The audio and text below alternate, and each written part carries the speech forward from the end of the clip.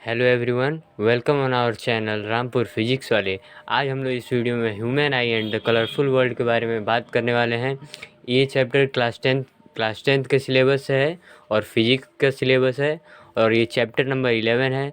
तो पहले तो हम लोग human eye and colourful world में सिलेबस देख लेते हैं कि सिलेबस क्या हम लोग को पढ़ना है। तो सिलेबस हम लोग देखेंगे। तो जो डिलीटेड सिलेबस हम लोग को पता है कि सीबीएसई ने जो है सिलेबस डिलीट किया हुआ है इस सेशन के लिए। तो डिलीटेड सिलेबस में क्या चीज़ें डिलीट हुई हैं इसको देखेंगे। उसके बाद जो सिलेबस हम लोग का बच रहा है रिमेनिंग सिलेबस, वही हम लोग को पढ़ना है और वहीं से हम लोग स्टार्ट करेंगे इस वीडियो को। तो पहले देखते हैं सिलेबस डिलीट क्या हुआ है। तो आप लोग देखेंगे कि हमारे जो ह्यूमन आई से रिलेटेड जितनी भी बातें थी, जितना कॉन्सेप्ट था, सारे जो टॉपिक्स हैं वो डिलीट कर दिए गए हैं। तो बहुत ही अच्छी बात है, ह्यूमन आई के बारे में हम लोग को कुछ नहीं पढ़ना है। जो इसमें डिफेक्ट्स होते थे वो भी नहीं पढ़ना है। तो ये बहुत ही अच्छी बात है। हम लोग को जितना कम पढ़ना रहेगा वो अच्छी बात रहेगी। तो अब हमारा जो रिमेनिंग सिलेबस है वो हम लोग देख लेते हैं कि हमें क्या क्या पढ़ना है। तो हमारे 5-6 टॉपिक जो है इससे रिलेटेड हम लोग का जो सिलेबस है वो बचा हुआ है। 5-6 टॉपिक हम लोग पढ़ेंगे, अलग अलग वीडियो में अच्छे से समझेंगे, पढ़ेंगे, फिर क्वेश्चन प्रैक्टिस करेंगे। तो पहला टॉपिक हमारा इस चैप्टर से रिलेटेड क्या है, refraction of light through a prism. Second topic dispersion of light by a glass prism. Third topic हमारा टोटल इंटरनल रिफ्लेक्शन है, TIR जिसको शॉर्ट फॉर्म में बोलते हैं। उसके बाद फोर्थ टॉपिक रेनबो फॉर्मेशन कैसा होता है, कैसे होता है, ये चीज़ समझना है। फिर फिफ्थ टॉपिक में आप लोग देखेंगे स्कैटरिंग ऑफ लाइट पढ़ना है। उसके बाद इसके इफेक्ट या एप्लीकेशन को हम लोग देखेंगे। फिर सिक्स टॉपिक में क्या है, हमारा एटमॉस्फेरिक रिफ्रैक्शन है और उसके इफ़ेक्ट और उसके एप्लीकेशन को हम लोग जो डेली लाइफ में यूज़ करते हैं, जो देखते हैं, वो सारी बातें हम लोग वीडियो में आगे बढ़ते हुए चलेंगे। तो हमारा आज का जो वीडियो होगा वो पार्ट ए पे बेस्ड होगा और पार्ट ए में हम लोग क्या पढ़ने वाले हैं, 2 टॉपिक हमारा है। पहला topic refraction of light through a prism, second topic dispersion of light by a glass prism.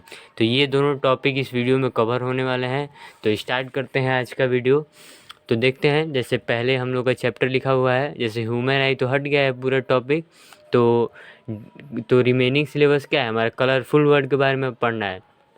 तो कलरफुल वर्ड के बारे में पहला topic refraction of light through a prism. अच्छा, रिफ्रैक्शन ऑफ लाइट क्या होता है कि जो रे ऑफ लाइट अगर किसी किसी किसी सरफेस पे इंसिडेंट कर रही हैं तो क्या होगा, वहाँ से बेंडिंग होगा। बेंडिंग होने के कारण ये जो फेनोमेना होता है रे ऑफ लाइट का, जो बेंडिंग होता है, ये जो फेनोमेना है उसको रिफ्रैक्शन ऑफ लाइट बोलते हैं।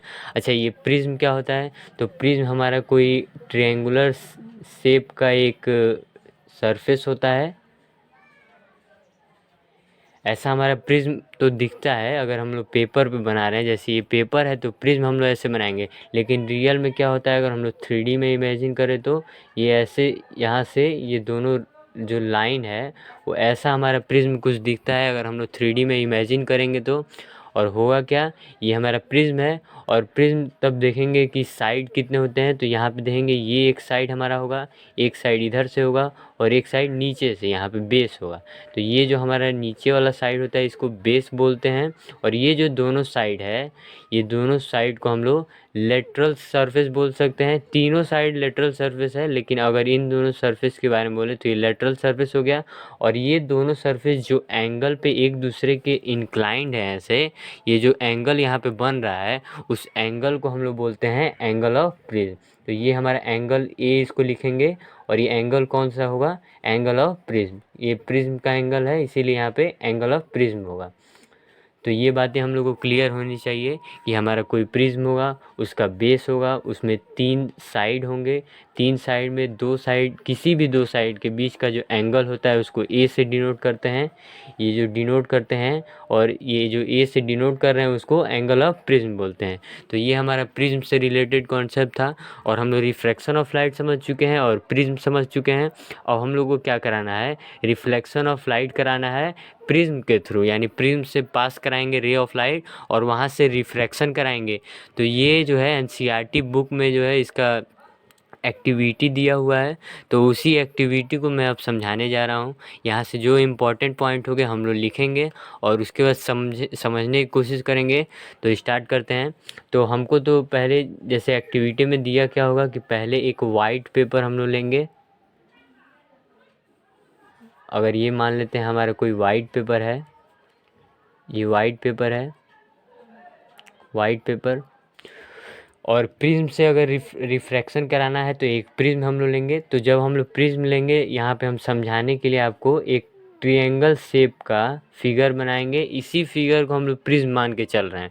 जैसे प्रिज्म तो होता क्या है कि ये 3 सरफेस होता है, लेकिन हम लोग ऐसे यहाँ पे समझने के लिए ये 3 ट्रायंगल के साइड बनाकर समझने की कोशिश करेंगे। तो होता क्या है कि ये हमारा वाइट पेपर हो गया, यहाँ पे हम लोग प्रिज्म रखेंगे। अच्छा, प्रिज्म रखने के बाद क्या करना है, यहाँ पे देखिए टॉपिक क्या है, refraction of light through prism, यानी रिफ्रैक्शन कराना है। तो रिफ्रैक्शन कराने के लिए रे ऑफ लाइट लाएंगे, इंसिडेंट रे बोलते हैं जिसको। तो मान लीजिए यहाँ पे हम लोग रे ऑफ लाइट यहाँ से इंसिडेंट करा रहे हैं। अच्छा, अब हम लोग यहाँ से अगर रे ऑफ लाइट इंसिडेंट कराएंगे तो हम लोग देखेंगे क्या कि रे ऑफ लाइट जो है कहीं ऐसे ट्रैवल कर जा रही हैं, मतलब रिफ्लेक्ट कर जा रही हैं। बेंडिंग के बाद ये जो रे ऑफ लाइट जो है ये रिफ्लेक्ट कर जा रही हैं या फिर इमर्ज कर जा रही हैं। इमर्ज का मतलब कि यहाँ प्रिज्म से जो रे ऑफ लाइट है वो निकल रही हैं, इमर्ज कर रही हैं। तो ये हमारा कौन सा रे हो सकता है, इमर्जेंट रे इसको बोल सकते हैं, इमर्जेंट रे। और ये रे ऑफ लाइट हम लोग इंसिडेंट कराए हैं इस सरफेस पे, तो सरफेस पे इंसिडेंट कराए हैं तो क्या बोल सकते हैं, इंसिडेंट रे। ये सारी बातें आप लोग क्लियर है। अच्छा, और हम लोग को समझना क्या है कि अगर मान लीजिए ये ए बी हम लोग का इंसिडेंट रे है, और मान लीजिए ये पी क्यू हम लोग का जो इमर्जेंट रे हो रहा है ये पी क्यू है। तो देखना क्या है कि हम लोग अगर यहाँ पे 2 पिन अगर यहाँ पे रखते हैं, 2 पिन रखते हैं, तो होगा क्या कि 2 पिन का इमेज का जो फॉर्मेशन होगा, इमेज का फॉर्मेशन नहीं, ये जो 2 पिन है, जैसे होगा क्या कि एक्टिविटी में हम लोग को देखना क्या है कि प्रिज्म रखे और यहाँ से रे ऑफ लाइट इंसिडेंट कराते हैं। तो होगा क्या कि यहाँ से 2 पिन जो रे ऑफ लाइट जा रही हैं वहाँ पे हम लोग 2 पिन यहाँ पे रख लेंगे। पहले क्या होगा, रे ऑफ लाइट इंसिडेंट कराए इस सरफेस पे, तो रे ऑफ लाइट इंसिडेंट कराने पे हम लोग को लगेगा, मतलब दिखेगा ये चीज़ कि यहाँ से रे ऑफ लाइट इमर्ज कर रही हैं, जिसको इमर्जेंट रे बोलेंगे। तो क्या करते हैं, इधर 2 पिन हम लोग लगाते हैं, तो यहाँ जो ये रे ऑफ लाइट निकल रही हैं उसके सरफेस पे भी ये 2 पिन हम लोग लगा देते हैं। अच्छा, लगाने से क्या होगा कि लगाएंगे उसको बाद प्रिज्म को जब हटा देंगे तो यहाँ से हम लोग जो रिफ्रैक्शन हो रहा है फेनोमेना उसको समझने की कोशिश करेंगे। तो अब हम लोग शुरू करते हैं। अब हम लोग को समझना क्या है कि ये रे ऑफ लाइट ऐसे जा रही हैं इस सरफेस पे, अगर इंसिडेंट कर रही हैं तो यहाँ से क्यों इमर्ज कर रही हैं, ये चीज़ हम लोग को समझना है। तो स्टार्ट करते हैं। तो ये हमारा प्रिज्म है, अगर तो रे ऑफ लाइट अगर इंसिडेंट कर रही हैं तो हम लोग रिफ्रैक्शन में ये पढ़े हैं कि अगर कोई प्लेन सरफेस होगा तो प्लेन सरफेस के परपेंडिकुलर एक रे ऑफ लाइट हम लोग नॉर्मल बनाते हैं यहाँ पे। तो ये जब सरफेस है तो इस सरफेस के नॉर्मल क्या होगा, नॉर्मल वह होता है जो इस सरफेस के परपेंडिकुलर लाइन हो। तो ये हमारा परपेंडिकुलर लाइन इस सरफेस के होगा। अच्छा, अगर ये मीडियम अगर आप लोग देखें तो ये एयर मीडियम है, एयर का मतलब रेयरर मीडियम।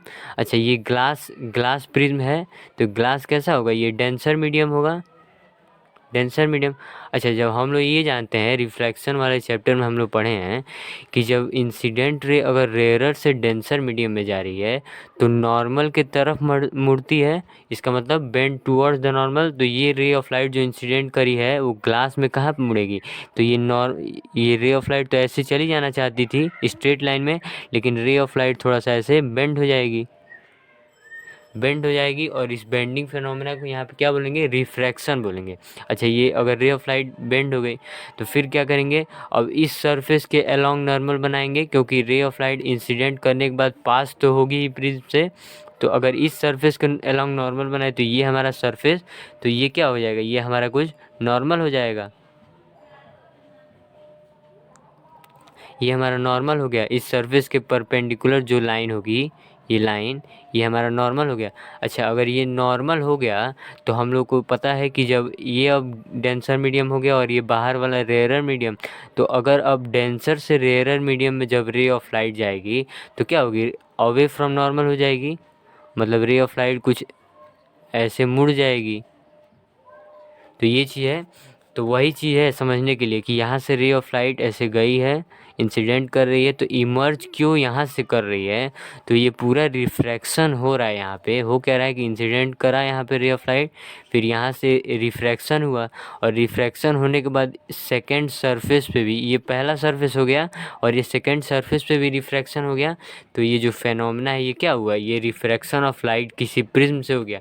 तो एक्टिविटी में यही चीज़ समझनी है कि रिफ्रैक्शन हो कैसे रहा है, तो इसी को हम लोग समझने की कोशिश किए हैं यहाँ पर। अच्छा, अगर ये जो इंसिडेंट रे है ये नॉर्मल के साथ कौन सा एंगल बनाएगी, तो एंगल आई, जिसको एंगल ऑफ इंसिडेंस बोलते हैं। अच्छा, ये तो हमारा रिफ्रैक्टेड रे है और ये हमारा इस सरफेस के अलॉन्ग नॉर्मल था, तो नॉर्मल और रिफ्रैक्टेड रे के बीच का जो एंगल होता है उसको आर, यानी कि एंगल ऑफ रिफ्रैक्शन बोलते हैं। तो ये चीज़ें तो हो गई कि हमारा एंगल ऑफ इंसिडेंस यहाँ पे, एंगल ऑफ रिफ्रैक्शन यहाँ पे। अच्छा, अब इस सरफेस के अलॉन्ग नॉर्मल ये हुआ और ये लाइन यहाँ से इमर्ज कर रही है, तो ये इमर्ज कर रही है, तो यहाँ पे क्या बोलेंगे, एंगल ऑफ इमर्जेंस। यहाँ पे एंगल ऑफ इमर्जेंस हो गई। तो रे ऑफ, अगर यहाँ आई है तो यहाँ पे क्या हो रहा है, इंसिडेंट रे है तो आई एंगल बन रहा है, तो एंगल ऑफ इंसिडेंस। यहाँ पे आर एंगल बन रहा है तो एंगल ऑफ रिफ्रैक्शन, और यहाँ पे अगर एंगल ई बन रहा है तो एंगल ऑफ इमर्जेंस बोलेंगे। तो ये हमारा जो है इस टॉपिक से रिलेटेड जो भी बातें थी यहाँ पे हो गई हैं। अब हमको दोबारा समझना क्या है, अब हम लोग यहाँ पे जो ये एंगल आई है, एंगल ई है और एंगल आर जो एंगल बन रहा है उसको यहाँ पे लिख लेते हैं। उसके बाद हमारा एक और कॉन्सेप्ट आएगा, उसको हम लोग समझने की कोशिश करेंगे। ये हमारा एंगल ऑफ इंसिडेंस हो जाएगा, और जो एंगल आर होगा वो एंगल ऑफ रिफ्रैक्शन हो जाएगा, और जो एंगल ई है वो एंगल ऑफ इमर्जेंस हो जाएगा। तो ये हमारे जो एंगल से रिलेटेड जो भी बातें थी ये हो गई। अच्छा, ये जो प्रिज्म का जो ये एंगल होता है उसको ए लिखते हैं, जिसको एंगल ऑफ प्रिज्म यहाँ पे बताए हैं, एंगल ऑफ प्रिज्म होता है। तो यहाँ पे जो ये एंगल होगा वो क्या होगा, यहाँ पे भी एंगल ऑफ प्रिज्म होगा, जिसको ए से डिनोट करते हैं। तो ये हमारा एंगल ऑफ प्रिज्म से बातें थी। अच्छा, एक हमारा जो केस आता है कि एंगल ऑफ डेविएशन किसे बोलते हैं, एंगल ऑफ डेविएशन, तो उसको अब हम लोग समझने की कोशिश करेंगे।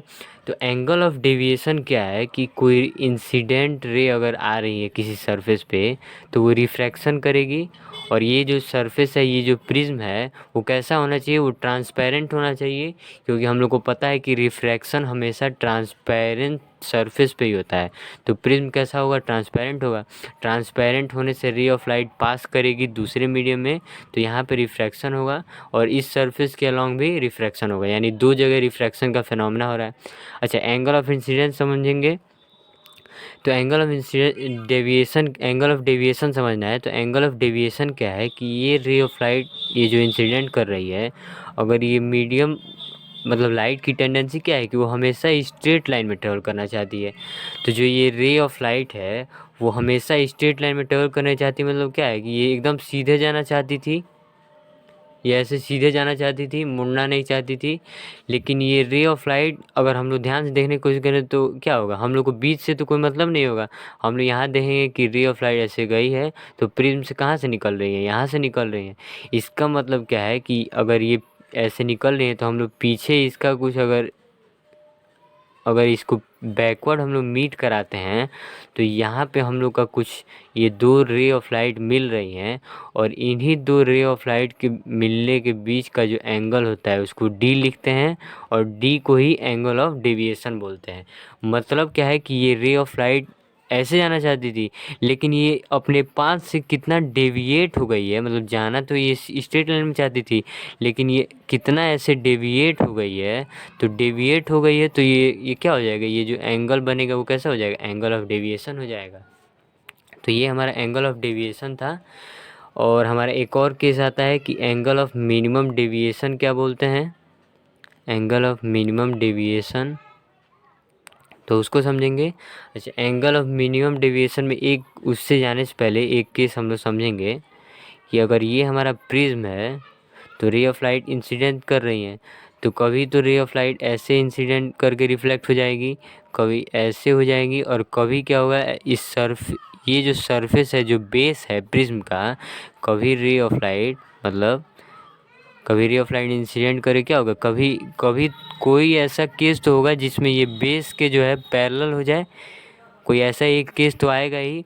अब इसी केस में जो एंगल हम लोग का फॉर्म होगा, जैसे ये रे ऑफ लाइट ऐसे जाना चाहती थी और ये हमारा इमर्ज करता हुआ जो रे निकलेगा, तो ये हम लोग अगर बैकवर्ड पुश कर दें, बैकवर्ड मिला दें अगर, तो क्या होगा, अगर ये पैरेलल है इस सरफेस के, तो उसके बाद जो एंगल बनेगा यहाँ पे डी, उसी को यहाँ पे एंगल ऑफ मिनिमम डेविएशन बोलेंगे। तो यहाँ पे हर केस में डी लिखेंगे, तो जब मिनिमम डेविएशन का केस आएगा तो डी एम लिख सकते हैं या फिर डेल्टा एम लिख सकते हैं। तो ये हमारा मिनिमम डेविएशन से रिलेटेड कॉन्सेप्ट था। अच्छा, एक बार इसका समरी हम बता दे रहे हैं कि ये हमारा अगर प्रिज्म है तो हम लोग क्या करेंगे, एक रे ऑफ लाइट इंसिडेंट कराएंगे, तो हम लोग को देखने को ये मिलेगा कि यहाँ से रे ऑफ लाइट इमर्ज कर रही हैं, तो ये इमर्जेंट रे होगा। अच्छा, तो हम लोग अब यहाँ पे समझने की कोशिश करते हैं कि होता कैसे है। तो ये हम लोग को पता है कि अगर इंसिडेंट रे है तो ये ट्रांसपेरेंट सरफेस होगा, तो इस सरफेस के परपेंडिकुलर हम लोग बनाएंगे एक लाइन, नॉर्मल जिसको बोलते हैं, और इसी नॉर्मल से हम लोग क्या होगा, बेंड टूवर्ड्स द नॉर्मल हो जाएगा, क्योंकि एयर से मतलब रेयरर से डेंसर मीडियम में जा रही है रे ऑफ लाइट, तो टूवर्ड्स द नॉर्मल मुड़ेगी और वहाँ से फिर इस सरफेस पे आने के बाद यहाँ से रिफ्रैक्शन हो जाएगा। तो इस केस में दो जगह रिफ्रैक्शन हो रहा है और हमारा ये एंगल ऑफ इंसिडेंस आई होता है। यहाँ पे जो एंगल बनता है इमर्जेंट रे और नॉर्मल के बीच में, वो एंगल ऑफ इमर्जेंस होता है। और इसको ध्यान में रखेंगे कि एंगल ऑफ प्रिज्म हमारा दो लेटरल सरफेस होगा, वो जिस एंगल पे एक दूसरे से इंक्लाइन होंगे उसी को एंगल ऑफ प्रिज्म बोलेंगे। और हमारा एंगल ऑफ डेविएशन आप लोग समझ चुके हैं कि ये स्ट्रेट लाइन जो लाइट है जो इंसिडेंट कर रही है, वो जाना तो स्ट्रेट लाइन में चाहती है, लेकिन मीडियम चेंज होने की वजह से रिफ्रैक्शन का फिनोमेना हो जाता है और यहाँ से रे ऑफ लाइट निकल जाती हैं। तो हमें देखना है कि डेविएशन कितना हुआ है अगर इंसिडेंट रहेगा, तो इसको अगर हम लोग बैकवर्ड मीट कराते हैं रे ऑफ लाइट, तो ये कुछ एंगल फॉर्म होगा, इसी एंगल को बोलते हैं एंगल ऑफ डेविएशन। मतलब रे ऑफ लाइट तो जाना ऐसे चाह रही है, लेकिन ये कितना ऐसे डेविएट हो जा रही है, तो इन दोनों के बीच का जो एंगल बन रहा है, इसी को एंगल ऑफ डेविएशन बोलेंगे। और एंगल ऑफ मिनिमम डेविएशन कब हो जाएगा, जब ये रिफ्रैक्टेड रे है ये बेस के पैरेलल हो जाए, तब जो एंगल का फॉर्मेशन होगा यहाँ पे इंसिडेंट रे और इमर्जेंट रे के बीच में, उसी एंगल को बोलेंगे एंगल ऑफ मिनिमम डेविएशन। तो ये हमारी इस टॉपिक से रिलेटेड सारी बातें थी। तो अब हमें जो है सेकंड टॉपिक क्या पढ़ना है, dispersion of light by a glass prism. देखिए, अब रिफ्रैक्शन पढ़ना है, जैसे कलरफुल वर्ल्ड चैप्टर में भी क्या है, रिफ्रैक्शन का ही बात करना है। तो यहाँ पे अब डिस्पर्जन का, अब हम लोग जो डिस्पर्जन ऑफ लाइट जो नया वर्ड आ रहा है इसको समझेंगे, फिर ग्लास प्रिज्म पे हम लोग इसका डिस्पर्जन कराएंगे, वो बातें हम लोग देखेंगे। तो हमारा नेक्स्ट टॉपिक क्या है, डिस्पर्जन ऑफ लाइट हम लोग लिख लेते हैं यहाँ पे। सेकेंड टॉपिक हमारा इस वीडियो का डिस्पर्जन ऑफ लाइट।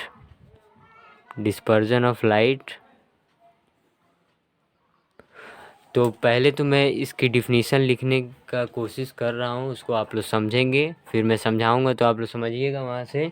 तो डिस्पर्जन ऑफ लाइट फेनोमेना क्या होता है कि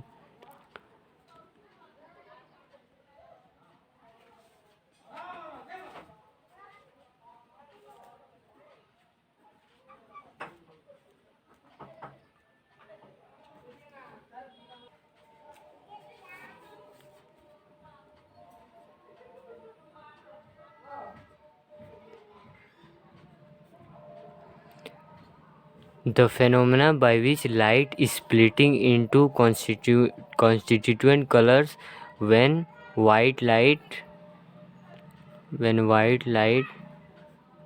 passes through a prism।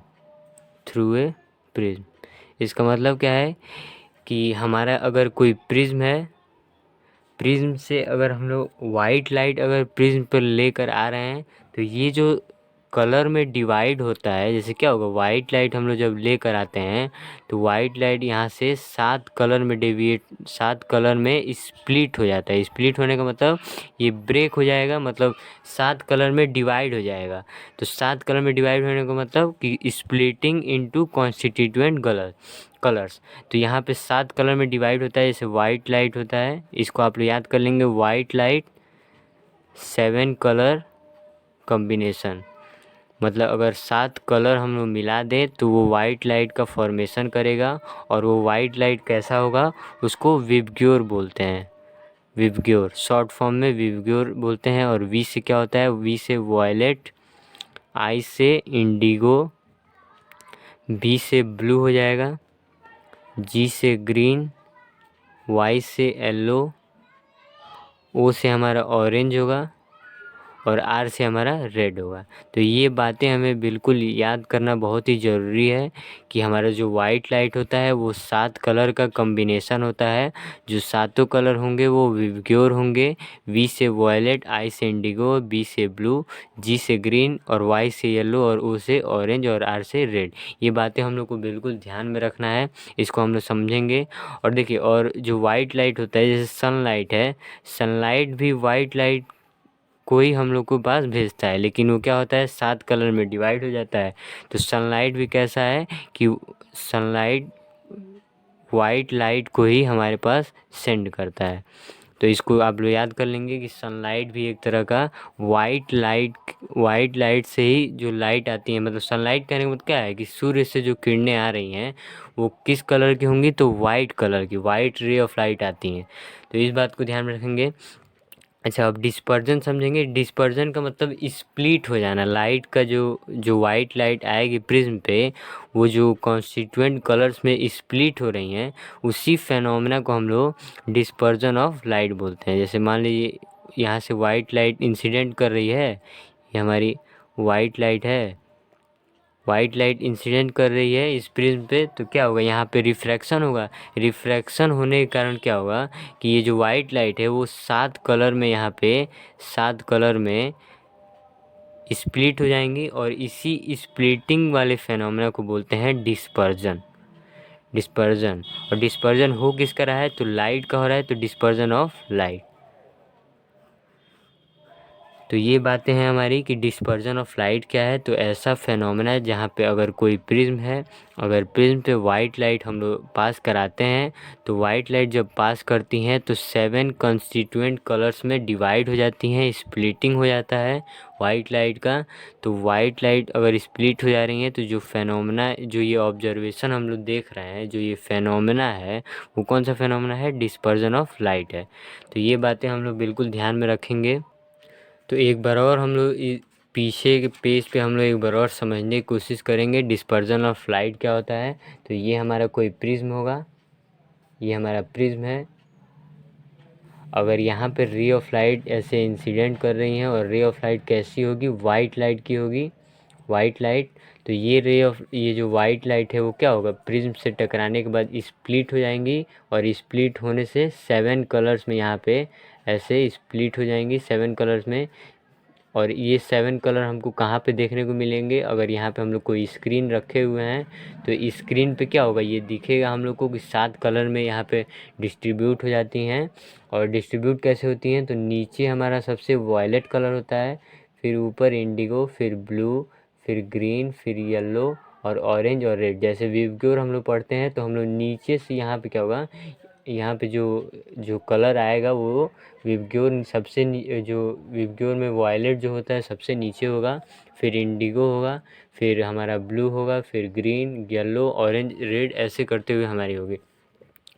तो यहाँ पे क्या हो रहा है कि ये जो सातों कलर जो हम लोग को स्क्रीन पे देखने को मिल रहा है, ये जो सातों कलर का ऑब्जर्वेशन है, ये जो हम लोग को बैंड देखने को मिल रहा है, बैंड कहने का मतलब ये सातों कलर का कॉम्बिनेशन है। तो कॉम्बिनेशन हम लोग एक वर्ड यूज करते हैं जिसको बैंड बोलते हैं। तो ये जो बैंड ऑफ 7 कलर मिल रहा है इसको हम लोग स्पेक्ट्रम बोलते हैं। जो ये सातों कलर का कॉम्बिनेशन एक स्क्रीन पे हम लोग को एक ही साथ मिल रहा है, उसको हम लोग स्पेक्ट्रम बोलते हैं। तो स्पेक्ट्रम ये हम लोग समझ सकते हैं कि स्पेक्ट्रम कैसा होगा, 7 कलर का कॉम्बिनेशन होगा।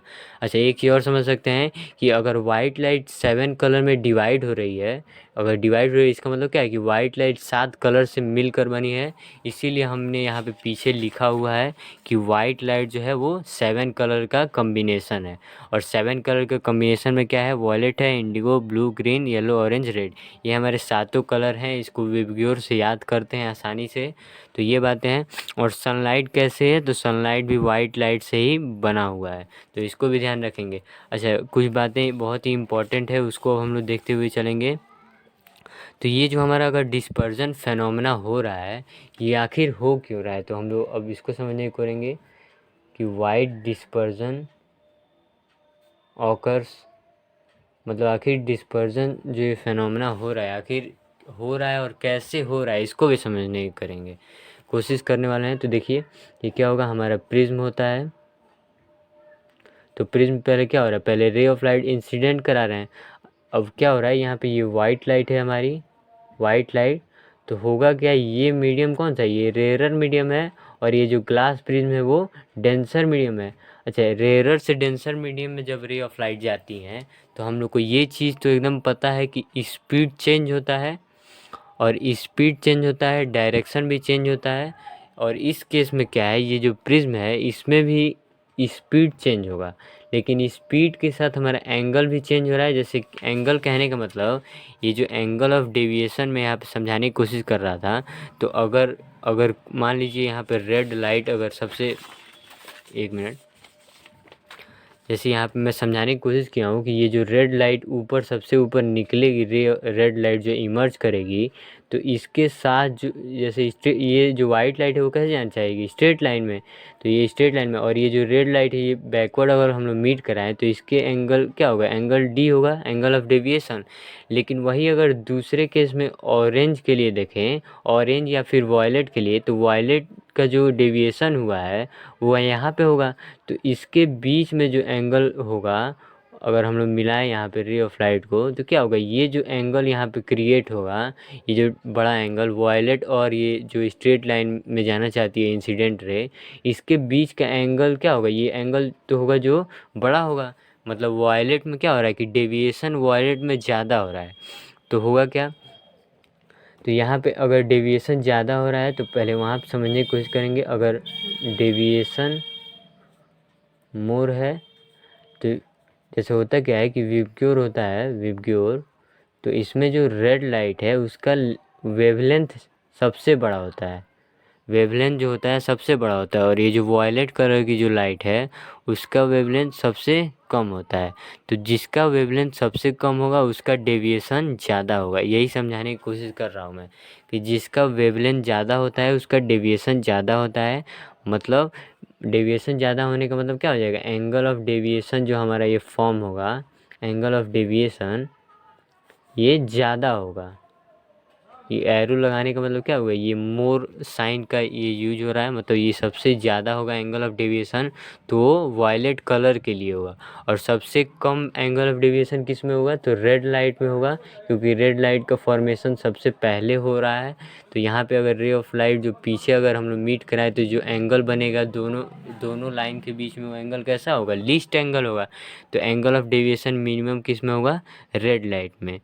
तो ये बातें हम लोग को समझनी थी कि अगर एंगल ऑफ डेविएशन ज़्यादा चाहिए इसका मतलब क्या है कि वेवलेंथ सबसे कम होना चाहिए, और अगर वेवलेंथ सबसे ज़्यादा होगा तो एंगल ऑफ डेविएशन मिनिमम होगा। तो ये बातें हम लोग को समझना बहुत ज़रूरी है। तो अब हम यहाँ पे समझते हैं कि डिस्पर्जन होता क्यों है। तो डिस्पर्जन में हम बता रहे थे कि incident ray of light incident करा रहे हैं, तो होता क्या है कि स्पीड अलग अलग, मतलब स्पीड क्या होता है, स्पीड चेंज हो जाता है। ये वाइट लाइट है तो हम लोग को ये चीज़ तो पता है कि 7 कलर में क्या होगा, वाइट लाइट डिस्ट्रीब्यूट होगा। तो वाइट लाइट डिस्ट्रीब्यूट 7 कलर में हो जाता है क्योंकि हर कलर का अलग अलग स्पीड हो जाता है, अलग अलग डेविएशन हो जाता है। मतलब क्या कहने का मतलब क्या है कि ये डेविएशन अलग अलग हो जा रहा है सारे कलर का, एंगल ऑफ डेविएशन। तो ये जो चेंजेज हो रहे हैं स्पीड और डेविएशन में, मतलब एंगल ऑफ डेविएशन और स्पीड में, यहाँ पे लिख दे रहे हैं speed and angle of deviation, जो चेंजेज हो रहे हैं उसी कारण जो है ये डिस्पर्जन फेनोमेना हो रहा है, डिस्पर्जन फेनोमेना ऑकर्स।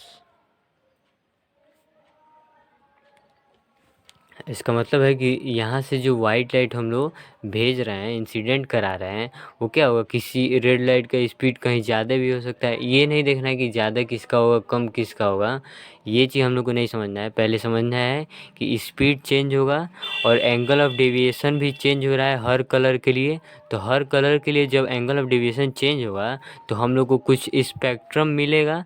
जैसे डेविएशन चेंज होने से क्या होगा, ये रे ऑफ लाइट अलग अलग हो जाएंगी, और यही रेड लाइट जो अलग अलग हो रही हैं तो 7 कलर में डिवाइड हो जाती हैं, जिसकी वजह से हम लोग को डिस्पर्जन फेनोमेना देखने को मिलता है। डिस्पर्जन फेनोमेना क्या है कि रे ऑफ लाइट किसी ट्रांसपेरेंट मीडियम जैसे प्रिज्म हो गया, उस पर अगर रे ऑफ लाइट आ रही हैं तो वो जो है डिस्ट्रीब्यूट कर देता है 7 कलर में। वाइट लाइट आएगी तो ये हमारा डिस्पर्जन होता क्यों है, ये हम लोग बात को समझ चुके हैं। अब हमारा जो नेक्स्ट टॉपिक होगा वो होगा recombination of white light. Recombination of white light ये एनसीईआरटी का हमारा टॉपिक है। तो एनसीईआरटी से तो कोई टॉपिक हमारा छूटना ही नहीं चाहिए बोर्ड के लिए।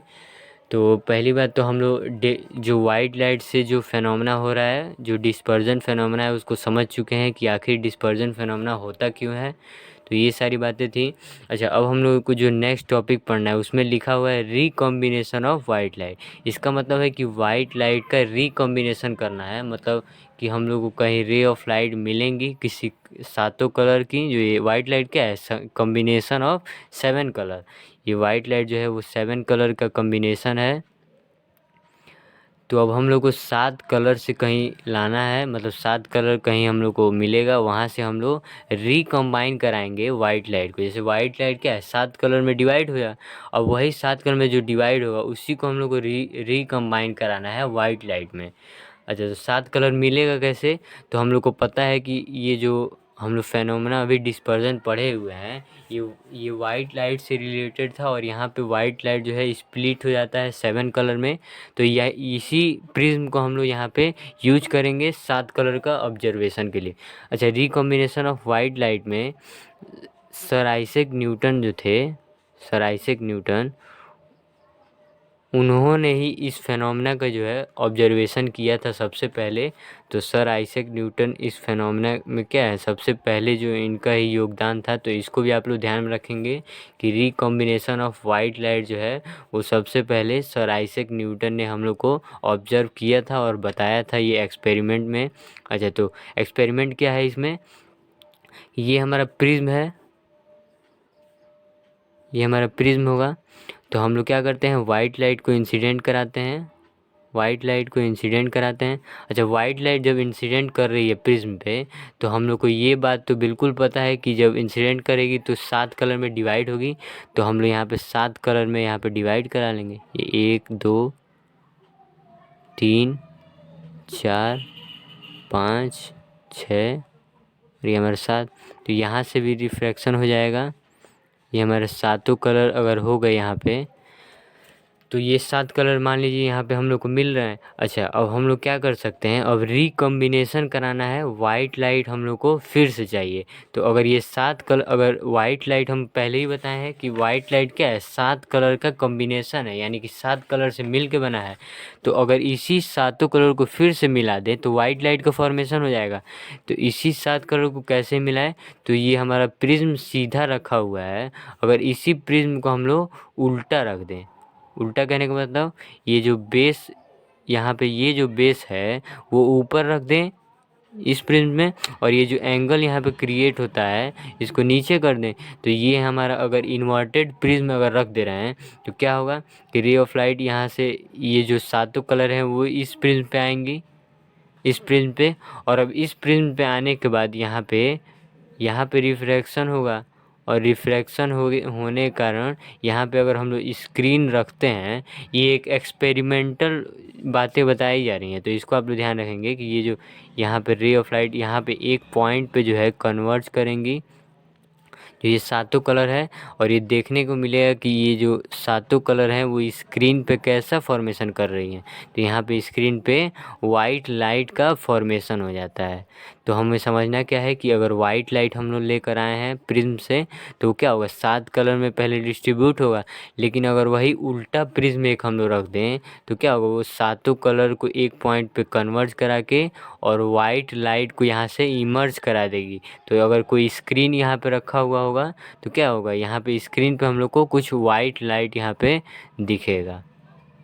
तो ये क्या हुआ कि वाइट लाइट गई, यहाँ पे ब्रेक हुई, स्प्लिट हुई, फिर से वाइट लाइट का फॉर्मेशन हो गया। इसका मतलब क्या है कि वाइट लाइट यहाँ पे पहले तो थी लेकिन यहाँ पे आने के बाद रिकम्बाइन हो जा रही हैं वाइट लाइट। तो ये यही फेनोमेना हम लोग क्या बोलते हैं, रिकॉम्बिनेशन ऑफ वाइट लाइट। अच्छा, सर आइजैक न्यूटन ने इन्होंने क्या किया था, अपने नाम से इस फेनोमेना को क्या दिया था, न्यूटन्स डबल प्रिज्म इफेक्ट। इन्होंने अपने नाम से रिलेट करके ये अपना एक अलग से नाम दे दिया इस टॉपिक का, और इस टॉपिक को क्या बोलते हैं, न्यूटन्स। ये दो प्रिज्म है तो डबल प्रिज्म, और जो इफ़ेक्ट हो रहा है यानी जो रिकॉम्बिनेशन हो रहा है वाइट लाइट का, इसको इन्होंने इफ़ेक्ट नाम से यहाँ पे दे दिया था। तो ये हमारा इस वीडियो से रिलेटेड जो भी बातें होनी थी ये यहाँ पे समाप्त हो चुकी हैं। 2 टॉपिक हम लोग को पढ़ना था इस वीडियो में, जो refraction of light through a prism था वो टॉपिक, और dispersion of light by a glass prism ये हमारा टॉपिक था। और यहाँ पे हम लोग रिकॉम्बिनेशन ऑफ वाइट लाइट भी जो एनसीईआरटी का टॉपिक दिया हुआ है इसको भी हम लोग समझ चुके हैं। तो वीडियो अगर पसंद आया है तो शेयर करें, लाइक करें, और चैनल पे अगर नए हैं तो सब्सक्राइब करना ना भूलें। Thank you.